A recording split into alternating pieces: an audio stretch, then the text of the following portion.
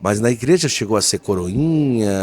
Bem Chegou pouquinho. Pouquinho? Bem pouquinho. Comecei Olha a ser só. coroinha e daí logo depois a equipe se desfez e logo entrei para o seminário. Nem tive tempo de ser. Entrei com 13. Ah, 12. Faltavam uns dias para completar no 13. caso era como se fosse um seminário menor. Exato. Um Dos seminário irmãos menor. maristas? Dos irmãos maristas. Chamava-se Juvenato, mas é um seminário menor. A partir do momento em que o senhor entra lá, entra com o desejo de estudar um pouco mais ou já tinha o desejo de ser Eu sacerdote? queria ser padre. Não sabia que os irmãos maristas não eram padres. Aquele tempo, imagina, eles passavam fazendo propaganda vocacional. Eu me apresentei, fui. Quando eu estava lá, vi que eles iam à missa todo dia, mas não presidiam. Toda sexta-feira vinha um padre jesuíta atender nossa confissão, nunca eles. Aí eu fui perguntar por quê. E me explicaram que não eram padres. Aí eu quis sair.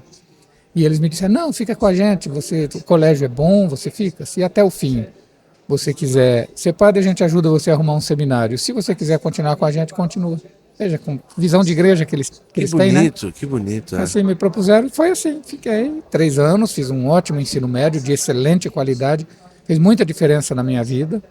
O colégio precedente era bem frágil, de zona rural. Então, foram 3 anos que fizeram muita diferença na minha vida. E sou muito grato a eles até hoje.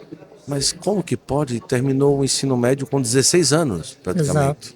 Exato. Nossa, Depois, para ser ordenado padre, também tive que esperar. Fiquei 1 ano numa paróquia sem ser padre, esperando a idade, porque o bispo não dava dispensa de idade. Podia dar 1 ano de dispensa, sei. não deu. Então eu fiquei numa paróquia que estava sem padre, ajudando a tomar conta. E A depois fui partir do ordenado. momento em que o senhor entra, ou melhor, sai dos maristas, automaticamente já Passei, entra já. para o seminário. Exato, já passei para a diocese. Olha só, decidido muito jovem, não é? Esse amadurecimento, o senhor destina uma explicação a quê, talvez? Então, essa é uma pergunta que muita gente faz, né? Como é que o senhor descobriu a vocação? Como é que foi? Tem gente que tem para contar. Foi um retiro que eu fiz, foi uma leitura que eu fiz. Eu não tenho isso para contar. Eu digo assim, essa vocação cresceu comigo. Acho que a influência do pai naquele grupo bíblico, a participação então semanal no grupo bíblico, dominical era a celebração da palavra ou missa, dependia, aquele ambiente comunitário, a igreja fazia diferença na vida daquela comunidade rural. E o padre também, nós tínhamos lá, é uma coisa muito curiosa isso, o padre que a gente tinha, Hervé Saliou, ele tinha sido prisioneiro de guerra na Segunda Guerra Mundial, só. francês, foi prisioneiro dos alemães. E aí chegou um momento em que aos alemães começou a faltar alimento e eles começaram a trocar prisioneiros por comida. Uau. E ele foi trocado por um saco de batatas. Nossa! Então ele dizia que era o valor dele esse. Coitado, Jesus daquela metade. Mas o drama, o trauma da guerra deixou sérias consequências nele. Ele se medicava, se tratava. Mas ele tinha uma ansiedade de um nível tal que ele não conseguia, por exemplo, na oração eucarística, ficar com a mão paradinha. Ficava esfregando os dedos um no outro, de tão inquieto que era, mesmo medicado. Não tinha tudo para ser uma pessoa frustrada na vida, uma pessoa difícil de convivência, que com toda aquela carga emocional e as consequências que deixou. Sim. Mas era um pastor extraordinário. Ele se importava com as pessoas num nível tal, por exemplo, os vizinhos de nossa casa, na minha infância. Teve lá uma história de uma traição em família, enfim.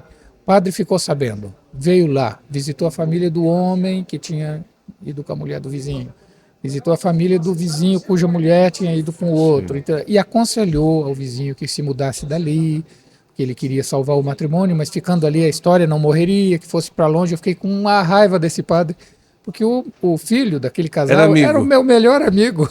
Uma raiva desse padre que mandou aquela família embora. Depois eu fui vendo, olha a psicologia, olha a fineza, olha o nível do cuidado. Eu acho que como as pessoas gostavam muito do padre Hervé Saliou, por causa da bondade dele, era um pastor, um bom pastor. Acho que foi disso que Deus se serviu. Às vezes, quando eu conto detalhes dessa história, eu me emociono ainda hoje. Sim. Porque realmente era uma pessoa que era sinal de Deus mesmo. Acabou forjando a dimensão do ser padre na vida do senhor. Sim. Com a vida dele. Jesus nos pastoreava por meio dele. Olha que era coisa claro linda. isso. Que maravilha. Nós éramos cuidados por Deus, sendo pastoreados por ele. Agora, o senso de responsabilidade, o senso de amadurecimento como homem, isso talvez tenha ligação também com a própria presença do pai do senhor, talvez, né? De ter, porque um jovem com 16 anos, com 13 anos, sair de casa aí e tudo, é um senso de responsabilidade, de disciplina, de obediência. Isso era cobrado na casa do senhor de uma forma recorrente, não? Como eu vou dizer? Sim, desde pequenininhos nós trabalhávamos, trabalhinhos de criança, que deixaram marcas em nós. Trabalhinhos de criança que aqui nesse podcast eu já escutei, o quanto que fez bem na vida das pessoas, né? O quanto que isso faz falta hoje na E é sociedade. muito diferente da exploração de mão de obra infantil. É totalmente diferente. É aquele trabalho de acompanhar os pais fazendo pequenas tarefas, como aquela criancinha que sobe numa cadeira e se orgulha de ajudar a mãe a lavar a colher. Isso mesmo. Aquilo é educação para o trabalho, não é exploração. Então, me lembro, por exemplo, nos plantios de uma pequena propriedade rural, quando chegava tempo de semear, e ainda algumas sementes meu pai plantava com aquela maquininha. Com a plantadeira. Plec. Depois outras sementes eram puxadas numa semeadeira com o cavalo. Sim. E aí, em algumas dessas situações, eu ia com um baldinho de alumínio atrás, juntando as sementinhas que caíam fora da cova. Olha. E depois meu pai reaproveitava aquelas sementinhas, colocava dentro da máquina e plantava. Então, quando eu via a lavoura crescendo, eu pensava, qual será que eu salvei? Que coisa! Mas isso me deixou uma dificuldade para entender a Bíblia. Porque já que meu pai... era um problema sério. Sim. Porque já que o meu pai cuidava tanto das sementes para não perder, eu lia escutava na liturgia, no seminário, né? Lia aquela história de um pastor que sai jogando semente para todo lado. Sim. Como é? Se o meu pai cuidava da terra, tirava as pragas, preparava o solo, jogava, juntava a sementinha para não se perder, o semeador da Bíblia joga na pedra, joga no espinho, joga na estrada. Que coisa maluca. Esse semeador só pode ser doido, eu pensava. Depois, devagarinho, eu fui entendendo que a ênfase daquela parábola não está tanto nos resultados. A ênfase daquela parábola está na misericórdia do semeador que não nega semente para nenhum campo. Olha que coisa linda. Mas isso é por causa do trabalhinho da infância, que me deu o choque de percepção, né? Sim. Primeiro era a percepção de um semeador maluco. Isso. Ordenação sacerdotal. O senhor teve a graça de ver o homem que estava no cavalo, que o senhor acompanhava com o baldinho, no caso o pai, e a mãe no dia da ordenação, e como foi chegar até lá naquele dia e o que é que passava no coração, o que é que relembrava, toda a trajetória de menino a padre, não é? Como que foi naquele dia lá?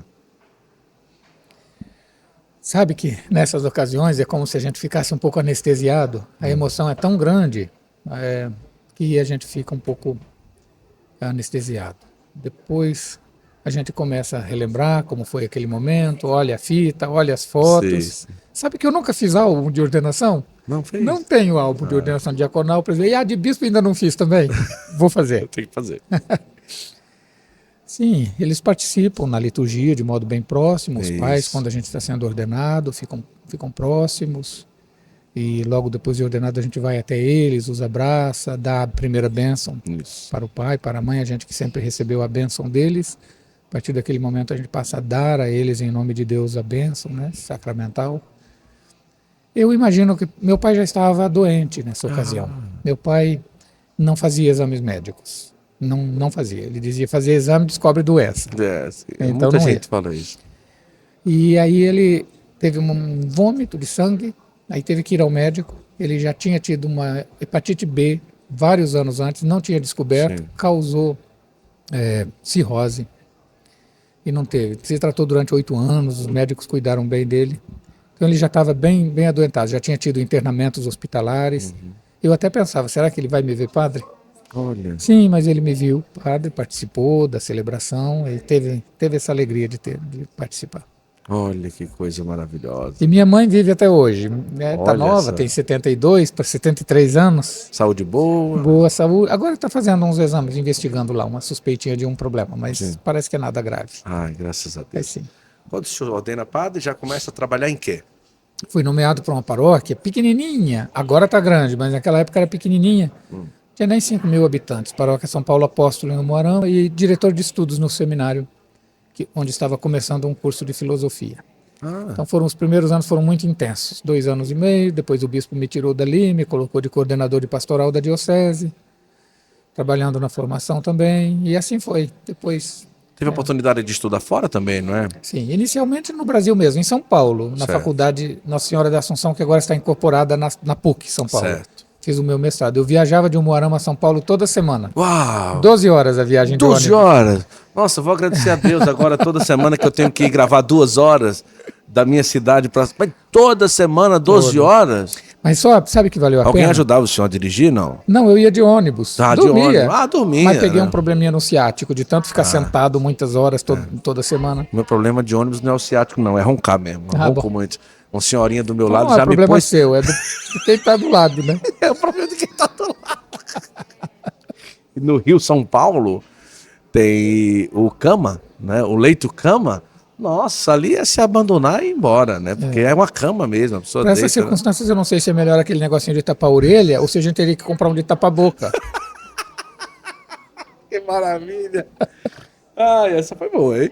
Aí, no caso, o senhor vinha 12 horas por semana, aí depois fez um mestrado em Até São a Paulo. Barra Funda, porque depois da Barra Funda, metrô até Vila Mariana e uma van até Ipiranga, que ainda não tinha metrô Ipiranga. Nossa, que Era coisa. assim.